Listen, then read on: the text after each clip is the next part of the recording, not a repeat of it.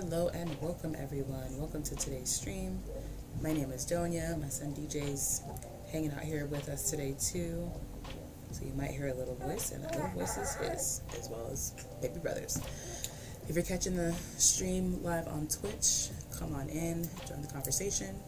If you're catching the replay on YouTube, thank you for watching.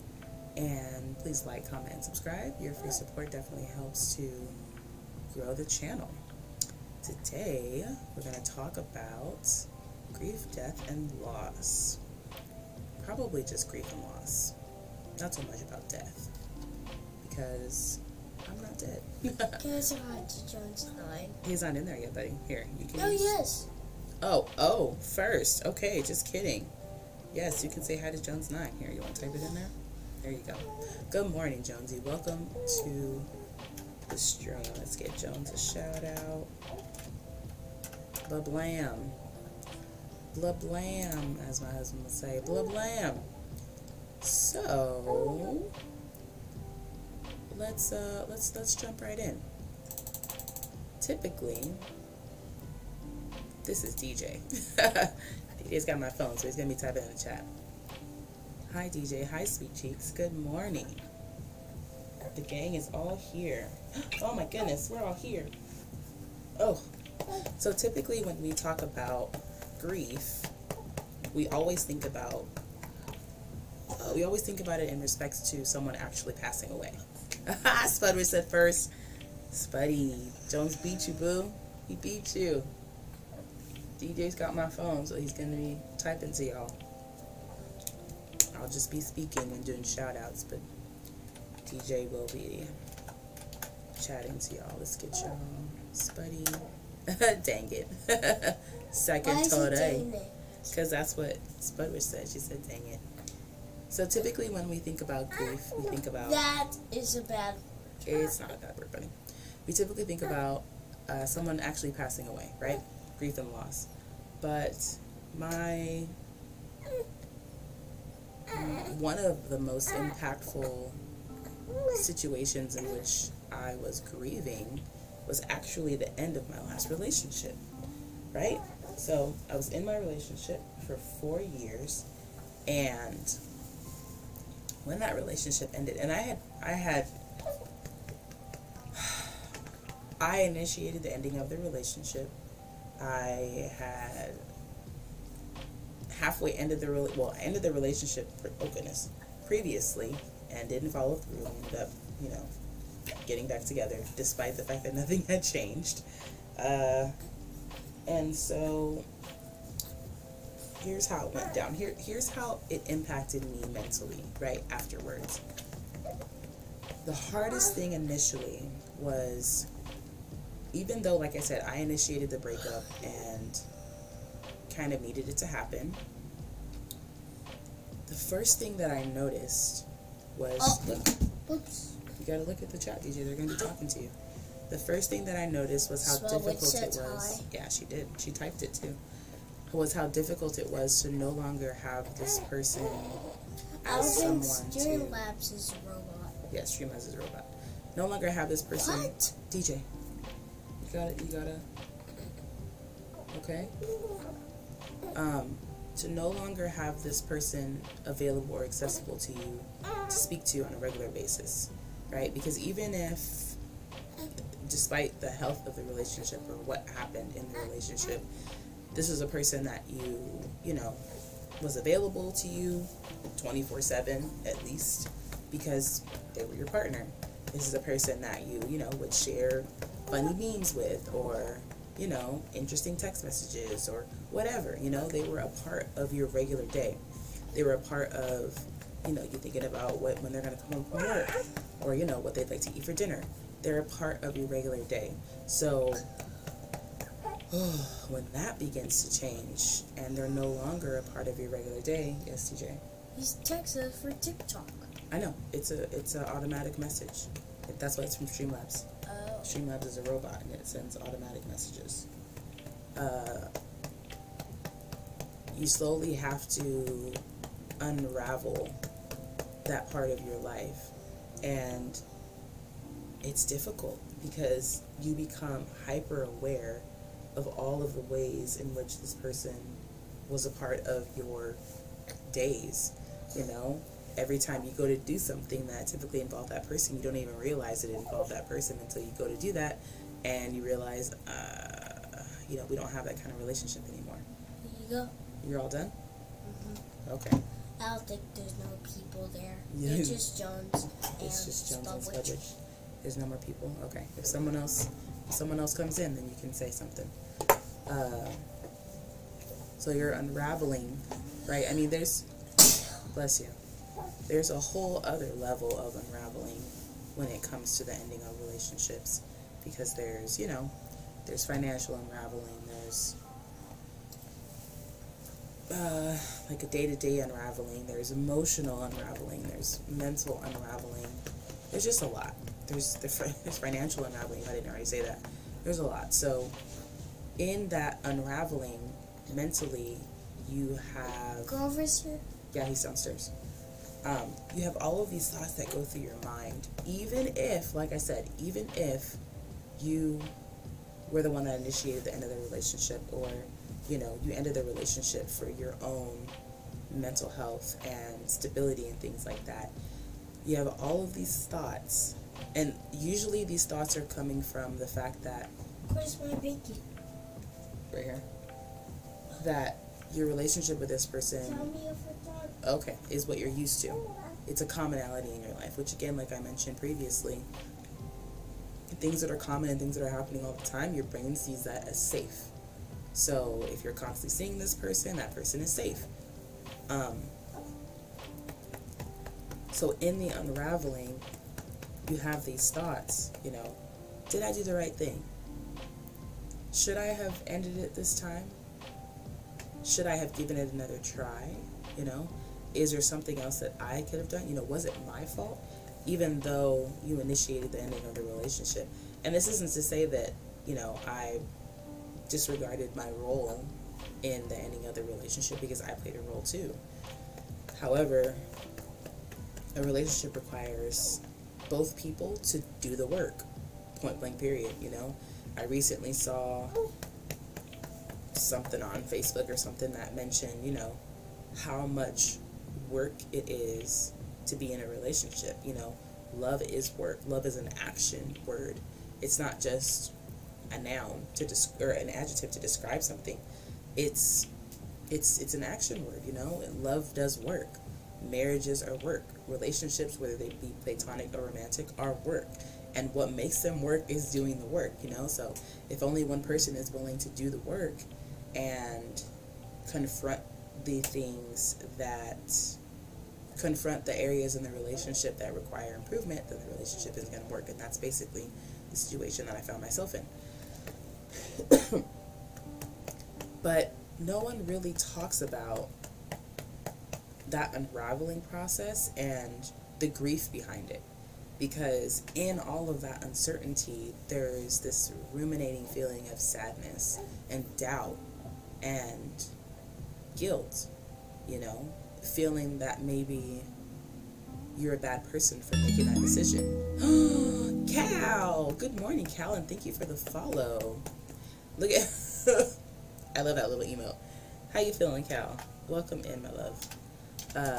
No one talks about how much of an issue, not an issue, but how much of a struggle is to go through that unraveling. And essentially you're going through it by yourself, because that person was probably your person. Again, even if the relationship wasn't great, they were the person, they were your go-to person, you know. And even if you have other people that you can connect with, and oh, okay, love you. You have everything you need.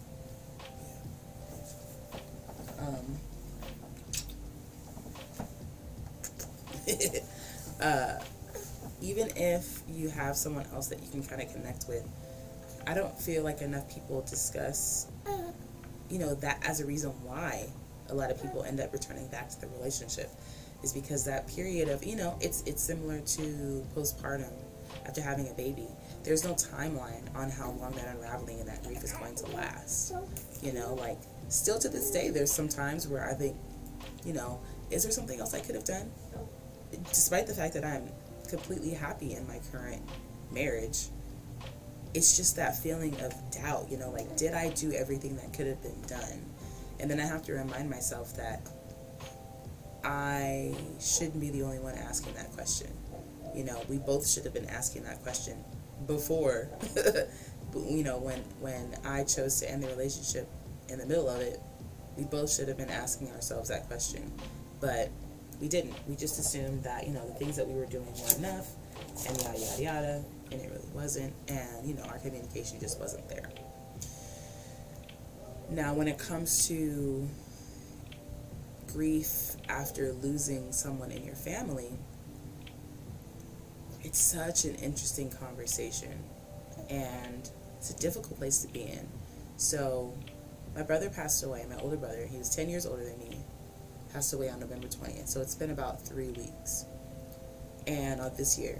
And the most interesting part of all of it is, you know, this is the first time I've ever lost someone this close to me as far as my immediate family.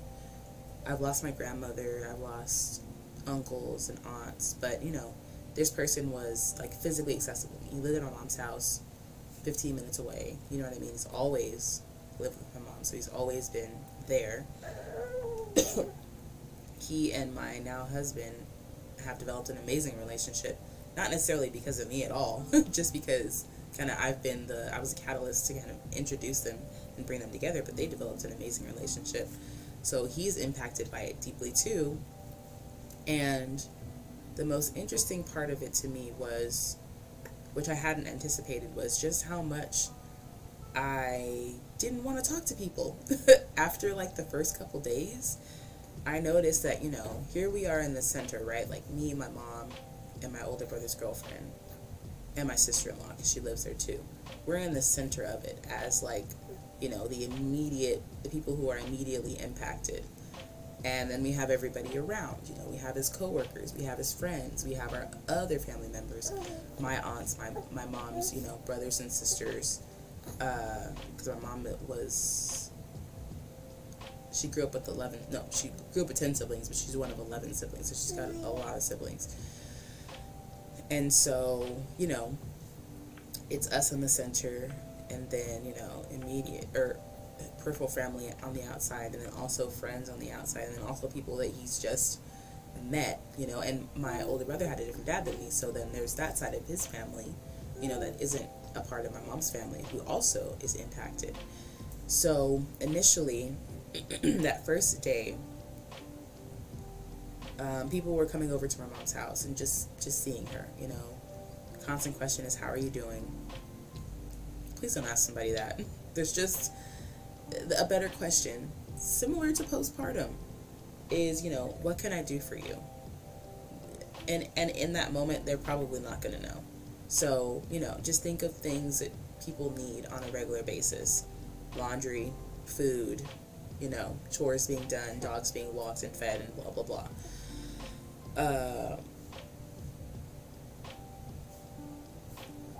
What I wanted, or what I felt like I needed at the time, was for things to just pause. Like, I needed life to just, no sleep, gang. Like, I needed life to just pause and stop lifing for just a couple days, so I could just process. And it still doesn't feel real. It still doesn't feel real, even after, you know, saying our final goodbyes on, what was that? What's today? Today is Thursday, so it was on Tuesday, I think. We said our final goodbyes before he was cremated, and it still doesn't feel real. It's still very, like, an abstract kind of thing. And I think that's just because I feel very grounded. Like, yes, I miss him, and I will miss him, but I don't feel like, I don't know, it's really difficult to explain. I don't feel like there was, or is, anything more I mean, yes, there's a part of me that, of course, wishes he was still here, because we immediately think, oh my goodness, there's so many things that I didn't get to do with this person, or conversations I didn't get to have, or yada, yada, yada. But that's, you know, those are our needs coming forward, which, of course, is all we can talk about, because I don't know what his needs were and his thoughts were. I can assume that there was, you know, tons of stuff that he still wanted to accomplish in his lifetime, but that's just an assumption, you know. I don't know that for a fact. And obviously there's a reason why he passed at this age and at this time, because everything happens for a reason. And I just know that no one is above any of that, you know.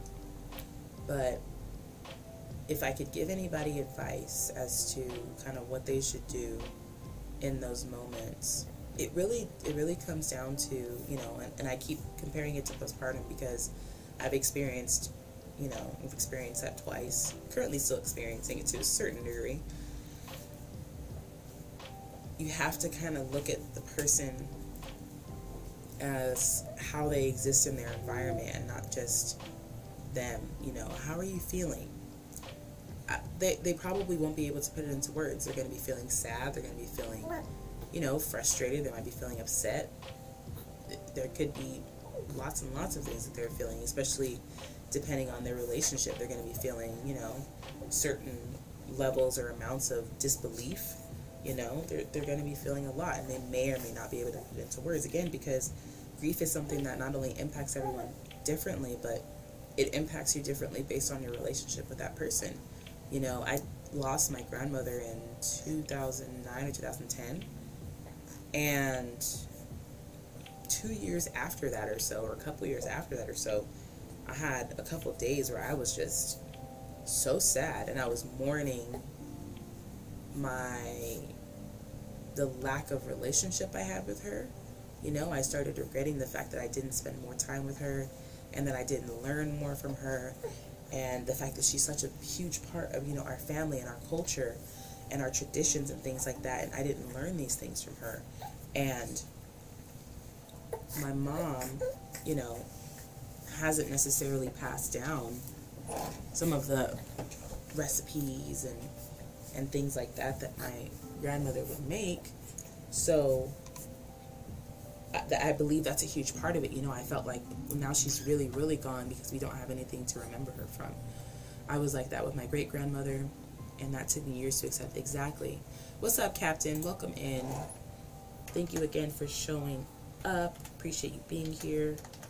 Yeah, same, Jones, right? Like, there's this really nuanced part of it that you just don't know when it's going to hit you, you know? And again, it still doesn't feel real. You have to remember that you can't call that person, or you can't go over that person's house. You can't reach out to that person. Oh no, my biggest enemy, talking about grief. Well, excuse me. Maybe it'll help if you just listen. You don't have to chat if you don't want to. But again, you know, I didn't see my grandmother every day. I didn't even see her every month or every weekend or anything. You know, she was not a huge part of my life, and that makes me sad to say, but it's true. You know, we would see my grandmother when we went to Los Angeles. We'd go to her house. You know, obviously it was different for my mother, but that's another huge part of it. I never saw my mom process anything. You know, I never saw her, like, have days where she was sad and I asked her, you know, what's going on, and she's just like, I just miss my mom. You know, that was never, and I feel like that's such a natural thing to say. If that's what you're experiencing, then just say it. How are y'all today, though? I'm feeling pretty good, Captain. Thank you for asking. And maybe that's what we need to do more of, is just to acknowledge, you know, on the days that we aren't feeling good and we're not feeling the best and we're feeling sad because we're remembering this person, when people ask us, you know, what's going on, you know, I just miss my mom. I just miss my brother, you know, I just miss him. I miss this, you know, and I really believe that talking about that person is one of the best things that you can do, because I know that he's not actually gone. You know, energy is never destroyed, it's simply translated. It's just a fact of matter and energy. It's a matter of fact. However, of course, we mourn his presence, his voice, you know, his energy and things, or his physical energy of him being here and being able to readily have conversations with him. But I know that if I were to go to my altar and sit and meditate, that I could speak to him. You know, just like I know that I can speak to my grandmother. I had a bizarre day today. May I talk about it? Sure. And also, Captain, what time is it? I know where you are in the world, but what time is it for you? I'm interested to know.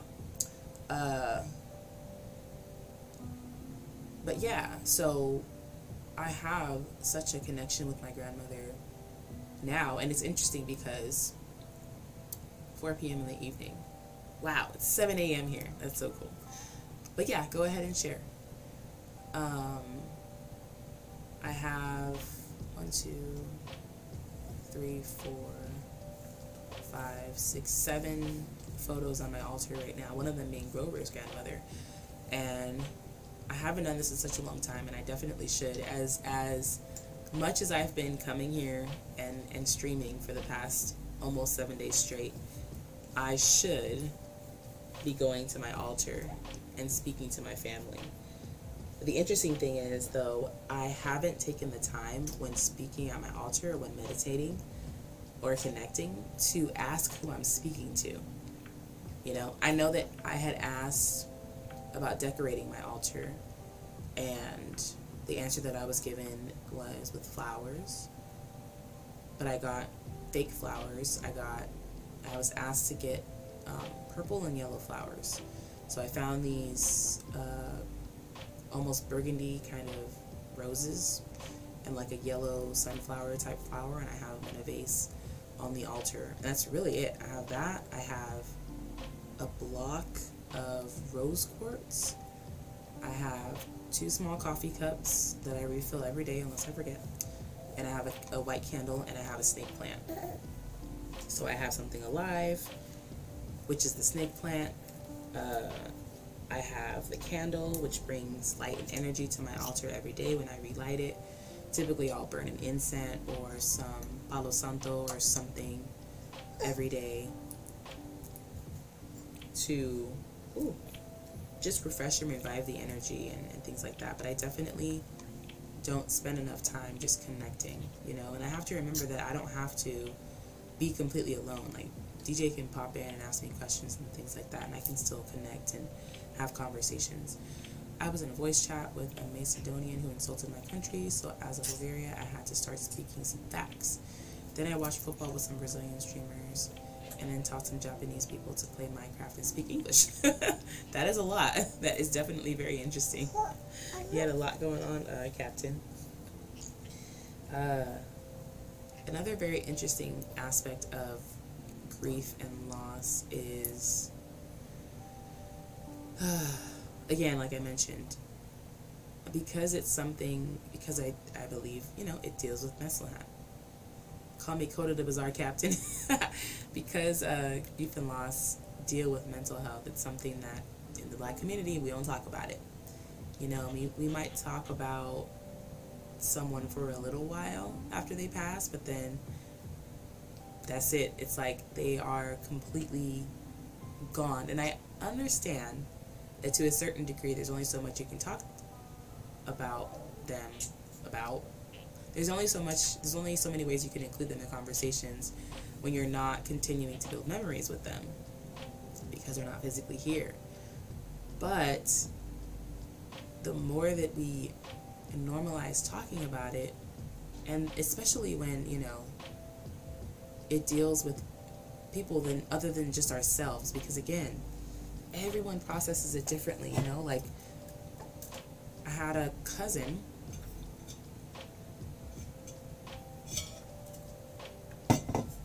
when my aunt passed away. I shall put stream on in the background because I have nothing to say. Lurk. I appreciate you, Captain. When my aunt passed away, my cousin, her son, was already struggling. And so, you know, a few days after we found out, we're working to connect with him and try and plan, you know, a funeral or what have you. And he was really, really defensive. Like, he was not in a good space or frame of mind at all. Excuse me. And people got really upset with him. And I'm thinking, like, yo, this is something that just happened to him. He hasn't even fully accepted or processed anything that has gone on. And here we are trying to have this conversation because, you know, unfortunately that has to happen soon. But, you know, if we were more comfortable talking about death, it would be less of a daunting conversation to remind people to write their wills. You know, that way, and this is something that can, yeah, Captain's here. Can I say hi to Captain? Yeah, go ahead. You can put cap. You can put. But think about it this way. For example, my older brother had amazing style, amazing fashion sense. Spudwitch and Jones can attest to this. Because they had the chance to meet him, which I'm really, really happy they did. And I know that that was for a reason. He purchased Nikes in size 14, purchased rare ones, special ones. He has tons of them in an effort to resell them. Some of them were just his, like they were just his. And a lot of them he was going to resell. Captain is a robot? No, Captain's not a robot. But now we don't actually know what he wanted us to do with them. And he's been doing this for years. Does Captain said hi yet? No, not yet. You gotta wait, buddy. I don't know. Like, Captain might have gone to do something else. So here we have all of these shoes, right? And of course, you know, his girlfriend that's been living with him has an emotional attachment to the shoes because my brother bought them. There are also some that they purchased together. You know, they purchased like matching pairs or like complementing pairs. So then there's those. Of course, we know which ones those are because she can tell us. But as far as the rest of them, like, my mom's just like, all right, now we gotta sell them all. You know, but we don't actually know what he would have wanted us to do with them. You know, and it honestly doesn't take much to write a will because it's essentially just what you want done with your physical possessions. You know, it could be your physical stuff, your clothes, your vehicles. Yeah, you can wait, buddy. Your vehicles, your pets, you know, and this is something that doesn't have to be super. Pigs. Yeah, guinea pigs. Doesn't have to be super formal. Doesn't have to have all this weird verbiage. But because we don't talk about things like this, it's not something that we ever would have thought about, you know. And I think it's because writing a will reminds us of the fact that we will die. But I mean, of course it's going to happen. You know, it's a part of life. But we avoid it. We avoid talking about it so much. In addition to, you know, having a will is having life insurance. I don't have life insurance. My mom doesn't have life insurance. My brother didn't have life insurance. My aunt didn't have life insurance. Neither one of my uncles that passed away had life insurance. And for some reason, I feel like there's this misconception that, like, life insurance is a scam. Or that, you know, I don't know. Again, because of the fact that we don't talk about it enough, maybe we believe that, you know, because we don't understand the jargon, because we don't understand the ins and outs. But I mean, it's pretty self-explanatory. The uppercase on there. Okay. I see the uppercase, buddy.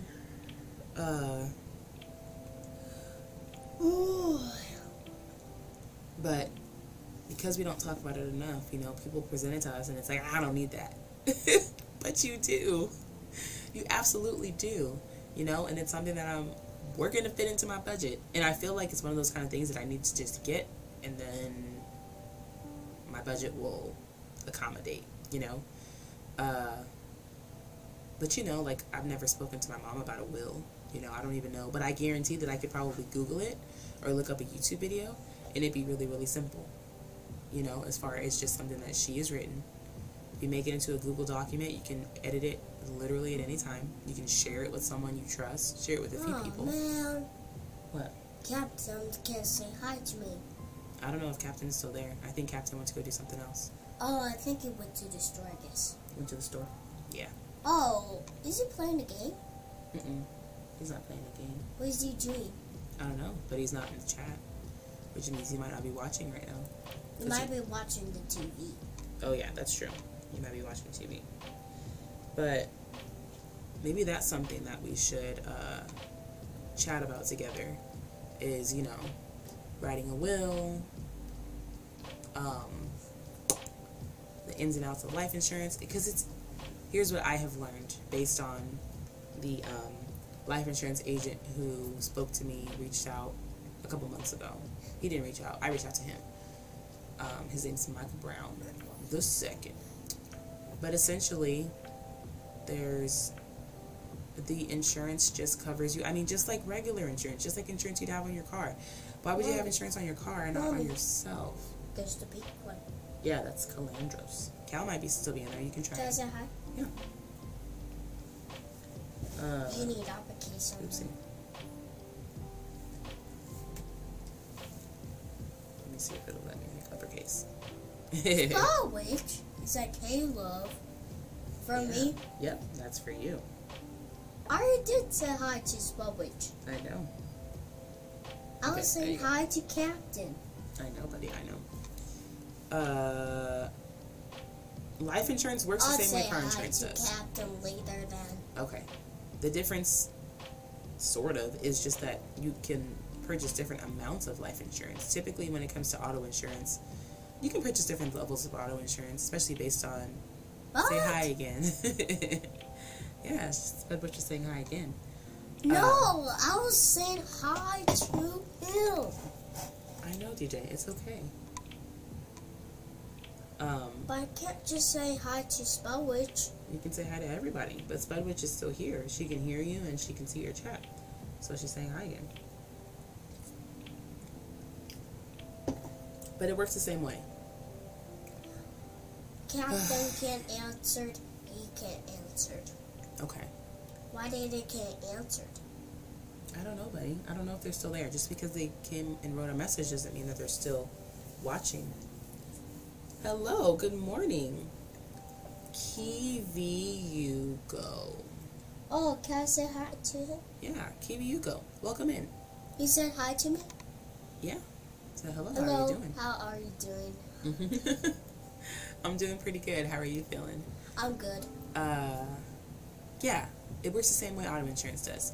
You pay a certain amount monthly for protection on He said hi to pay, you know, expenses that you would have after someone passes away. Your funeral, medical bills, all of those things, right? Because it's for all of that. It's someone could pass away suddenly, or someone could go through a process and pass away. Well, grief and loss affects us all human beings. It absolutely does. Yes, DJ. Text it again. I know, buddy. Like I said, it's a automatic message at one point in our lives, but some people handle it differently. Exactly. And Charity, thank you for being here and thank you for the follow. How are you feeling today? Grief and loss is about more than just death, you know. It could be about the grief and loss of a relationship. It could be the grief and loss of a friendship. It could be the grief and loss of a job. It could be a lot, you know, depending on... I know, buddy, I know. Depending on... Hold on, buddy. Depending on how those different things impacted us and how intertwined they were with our lives, you know, that kind of deepens the impact. But when I say some, isn't it more like every person? I think so. I believe that grief and loss impacts every person on the planet in one way, in one shape, in some way or another. Even when it comes to, you know, celebrities. It might not be as personal, but the effect is like when Chadwick Boseman passed away, that hurt. Yes, buddy. He said hi to me. Yeah, he did. They said hi to you for sure. Yeah, the kiwi, the like green. Kiwi Yuko? When Chadwick Boseman passed away, you know, we had just gotten we had just gotten our first, like, very, very prominent black superhero family. You know, we had our own movie just for us, you know. And we didn't even know that he was suffering in the process of filming that movie. But, you know, all of these children had someone to look up to. Ghostbusters. What? No, not Ghostbusters. Black Panther.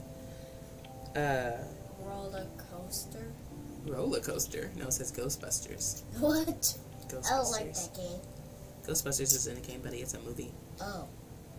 And when he passed away, you know, and we found out about it, it was hard, you know. But the great part was that movie had reached so many people and so many children and so many families that it gave us an opportunity to speak to our children about it, you know, to tell them that the actor who played Black Panther had passed away. Oh, there are loads of stars who suffer. Well, being a star in itself is a burden, kind of. I can see that. I can absolutely see how being a star is a burden. And it's not something, of course, that I can personally resonate with because I am not a star. However... You're done? No, it's still there.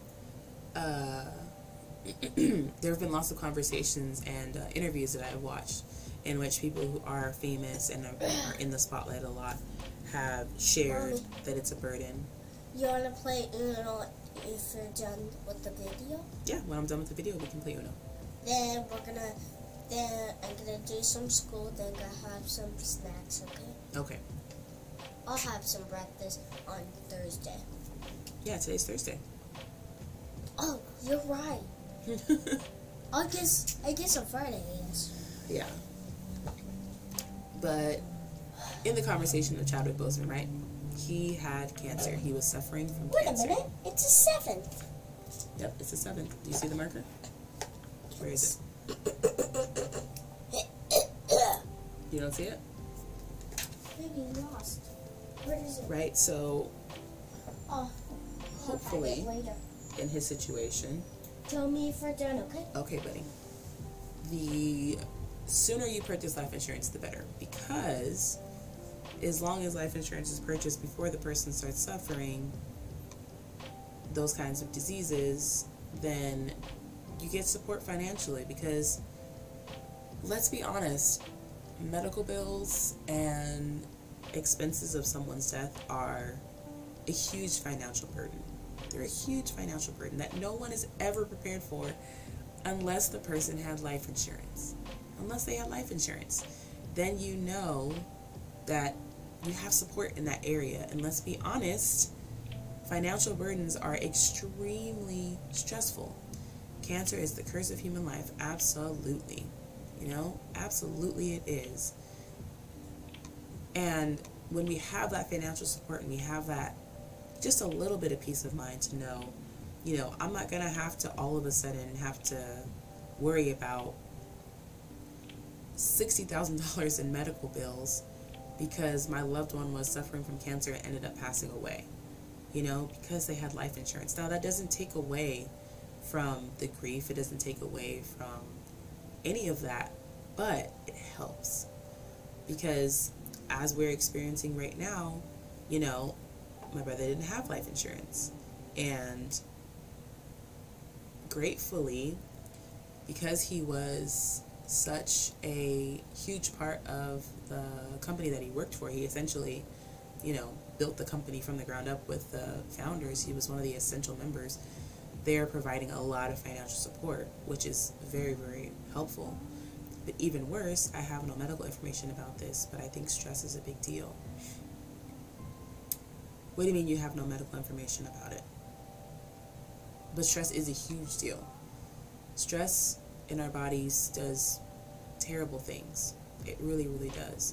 Especially when it gets worse and it's left. Oh, I got you. I have absolutely. Yeah, my own research.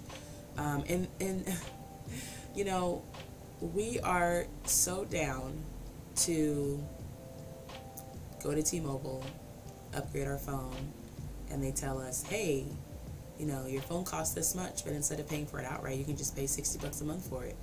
And we don't even bat an eye. But when we hear about paying $60 a month for life insurance, it's like, what? You want me to do what? You know? And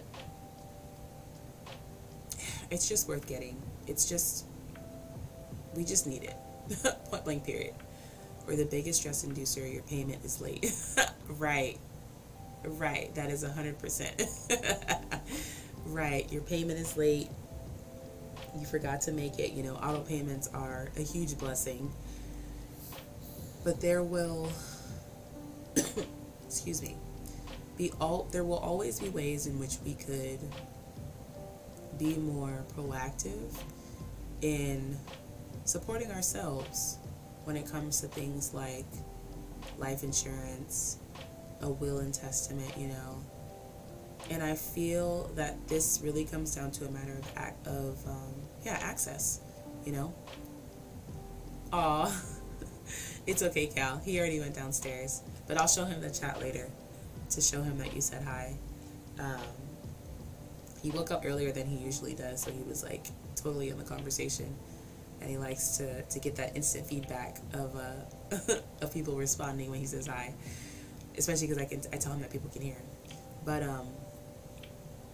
yeah, the worst thing a person could do is that you feel like you're entitled to something. Yeah. Look, DJ. What? Cal said hi. Cal? Yeah, he said he was playing something and he didn't see your message. He said, hi, DJ. Let's see. Oh.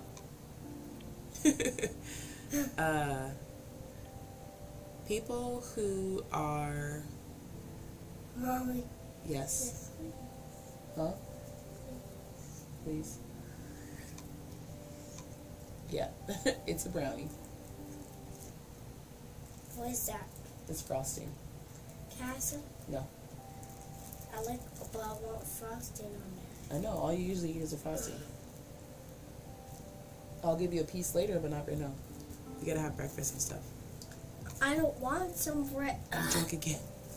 Kiwi, why are you drunk again? Huh? That makes me sad to hear that you're drunk again. How are you feeling? You okay? Do you need to talk? Go ahead and put it back, buddy, and I'll give you a piece later. You can give me my piece. No, not right now. You gotta have breakfast first. I said Friday. Okay, I'll give you a piece on Friday. Well, being drunk is the happy place. Please explain. What is it about being sober that makes you sad? I'd love to know. People who discuss wills and life insurance and testaments and all of those kinds of things, and I don't even know the difference between a will and testament. I feel like a will is maybe like an account of what you want done with your items, and a testament is more so maybe just some message that you want to send to your family or something, you know? Well, I can't stand being sober, it's so mundane. How? You can literally do whatever you'd like to make it not mundane. But I think that these conversations happen a lot more in families who are creating and sharing large amounts of wealth among family members. Well, I can't be an astronaut. I mean, if you play video games, you can absolutely be an astronaut.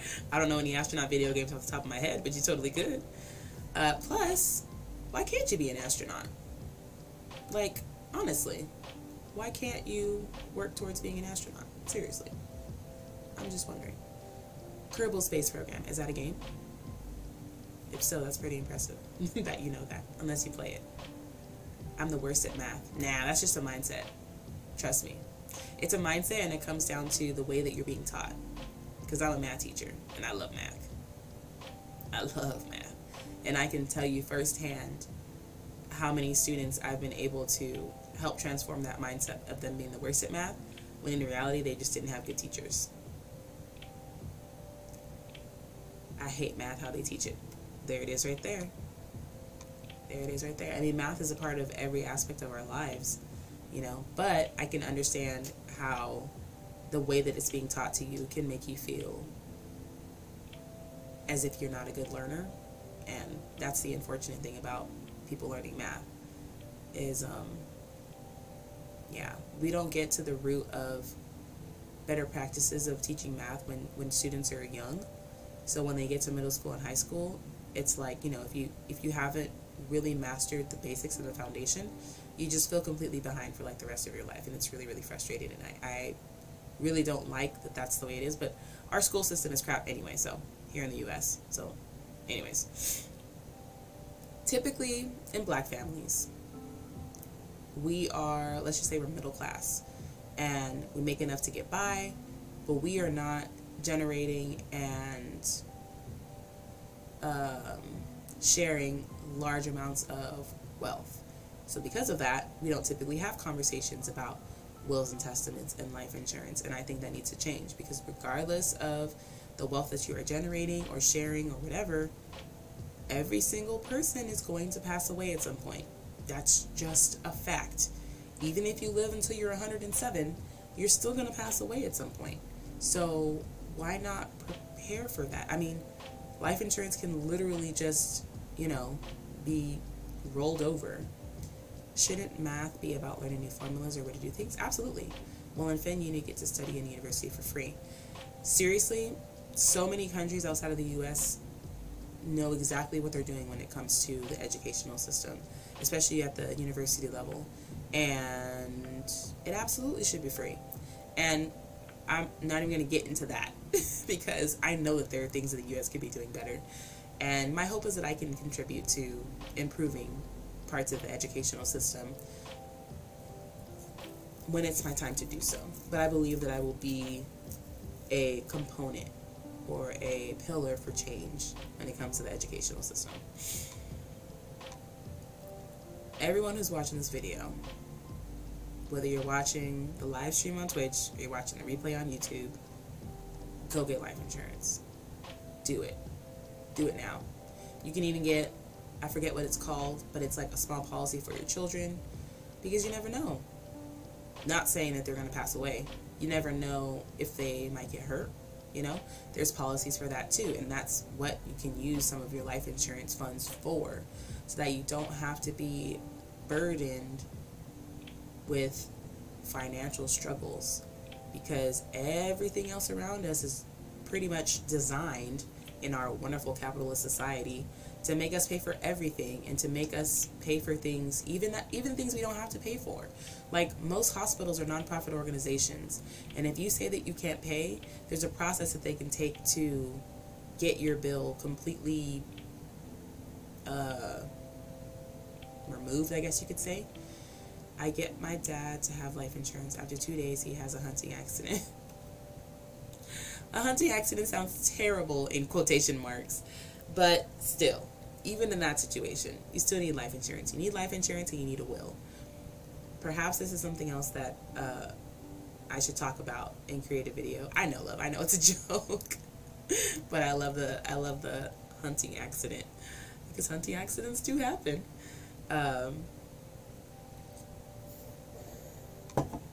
This could be something that we have a conversation about, so that I can also learn and educate myself and become well-versed or better versed in life insurance, wills, testaments, things that we should just be doing in our lives while we're still here. You know, there's really no reason why we should wait to do these things, other than the fact that they make us think about death. But death is going to happen. And I deeply believe that it's not death that we're afraid of. We are afraid of losing people, right? We're afraid of the pain that comes with these things. I believe that we're afraid of the pain that comes with death, and that's really what we want to avoid. Obviously, no one wants to have to suffer and then pass away, right? But there are so many other things in this world that make us suffer, you know? There are people that make us suffer. There are situations that make us suffer. There's lots and lots of things that make us suffer. But I believe that we just need to do this as a way of supporting ourselves and our families, you know? Like, people talk all the time about afraid of leaving my son and him not being ready, right?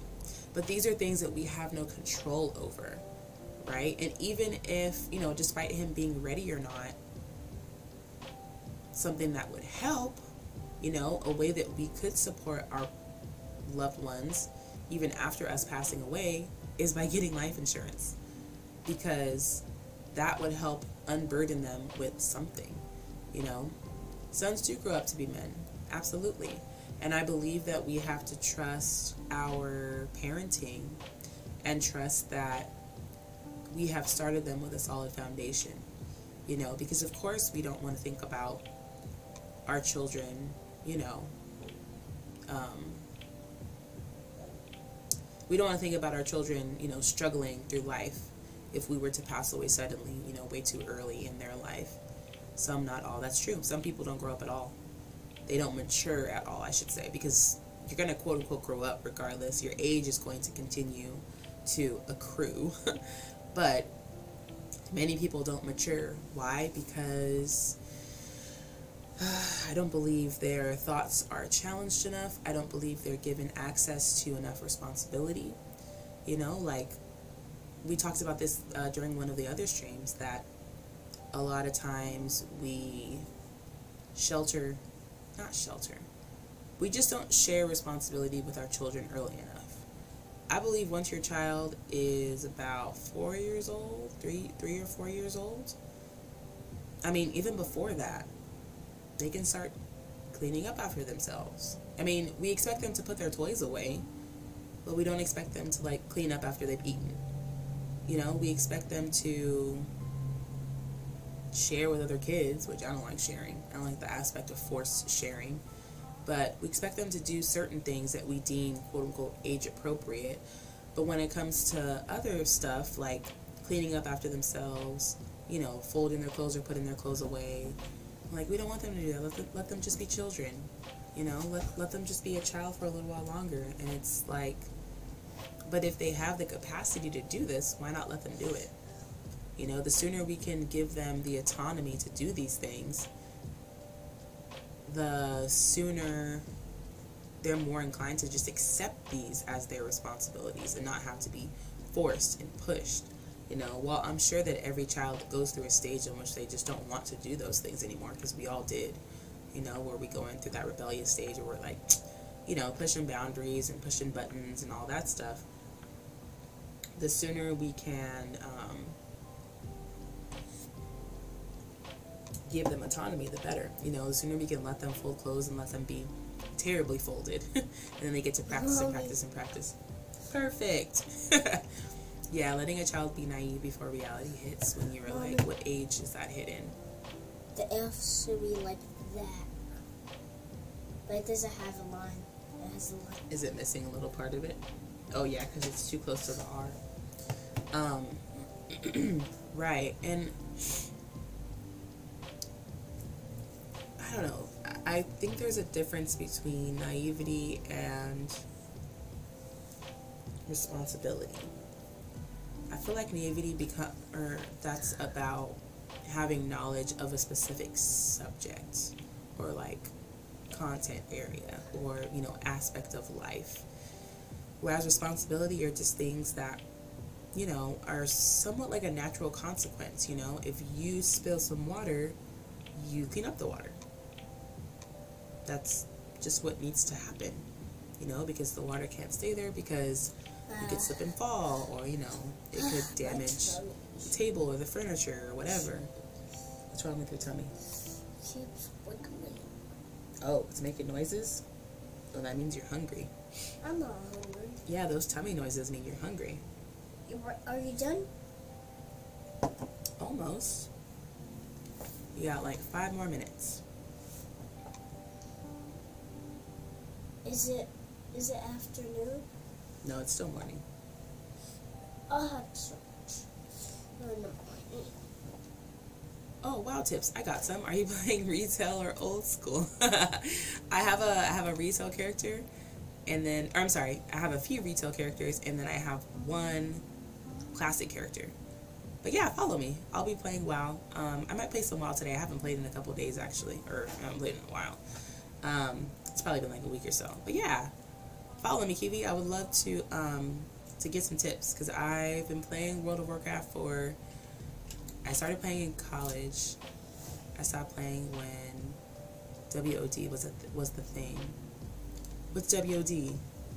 Is that WoW on Demand? I don't know what that is. I've been playing since. But today is not 2023. Warlords of Draenor. Oh, okay. Look. All good luck. We need 2022. I know, Papa, but this is the last month in 2022. Next month is going to be 2023. So we had to get new calendars. Because in January starts the new year. We're in December right now, and then next month is January. But yeah, I'll be playing. So drop me a follow. But I'll be... Maybe. Okay. And yeah, maybe you can help me out with my my classic player, the old school player. I think it'll be 2023 next year. Yes. But it's 2022. I started when TBC was about to hit live. Hunters had a kill zone. Ah, okay. But today, right in 2021 right now. No, we're in 2022. I know. See the date right here? 2022. You have to change it to that number. Okay. We're not going to change it, buddy, because we need that calendar. But it's going to do that in the next Okay, DJ. Okay. Okay. Let's check in that date. It's the same. 2023. He's going through calendars. Okay. To wrap up today's session, Okay. Let's see. grief and loss is about more than just someone passing away. It's about more than just death. Oh yeah, retail is super easy. It's super easy. Next year of 2024. No, 2023. No, when it's all done in 2023, it's going to change it to 2024. Yes, that's correct. Okay? But yes, grief and loss is about, hold on, buddy, hold on. Is about more than just death, right? It's about the loss of a relationship, bless you, or the grief of a relationship, grief of a job, grief of moving, you know, your old home, your old life, things like that. And it's extremely important that you talk with your family about getting life insurance as early as you can. You know, I know that you can put your children on your life insurance policy up to a certain age, and after that, they can get their own life insurance policy. Hold on, please, DJ. And it's really important that you speak to everyone in your family. If you can start with those in your immediate family as far as life insurance and writing a will.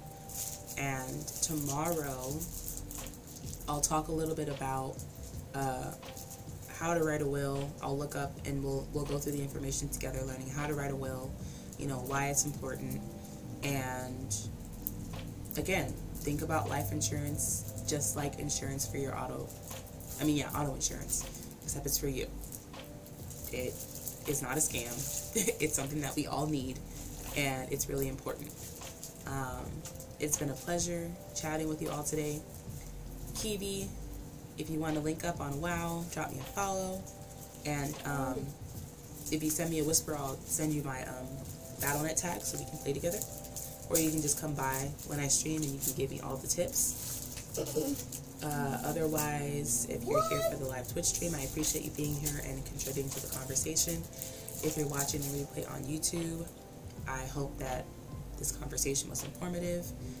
Again, drop some comments, leave me a thumbs up, like, subscribe to my YouTube channel. It's a free way to support the channel. If anyone here in the chat would like to follow me on YouTube, let me find my link. That's a lie. I know, it's somewhere in here. Can I copy it? Oh. Let me see if I can copy this. That's Streamlabs did it. Yeah, Streamlabs did do it.